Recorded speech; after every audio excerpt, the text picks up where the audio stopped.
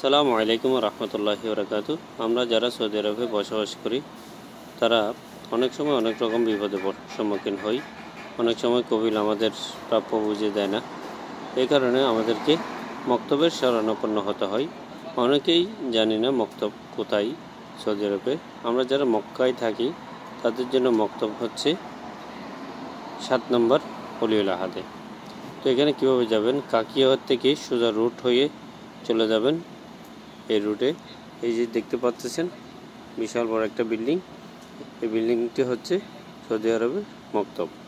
এখানে গিয়ে আপনি আপনার মতো করে অ্যাপ্লাই করতে পারবেন।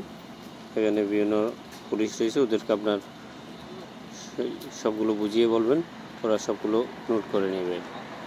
এটা চেনার জন্য আমি আপনাদেরকে এই পাশে দেখাই। এই পাশে একটি রয়েছে বড় হসপিটাল, এটা বাম পাশে হসপিটাল, ডান পাশে রয়েছে এই মক্তব। আর একটু গেলে হচ্ছে যেখানে গাড়ি কেনাবেচা করা হয়, মারত যেটাকে বলা হয়, এই মারত। তো আপনারা যদি লোকেশন চান আমি লোকেশন দিয়ে দেব, আমার কমেন্টে কমেন্ট করুন।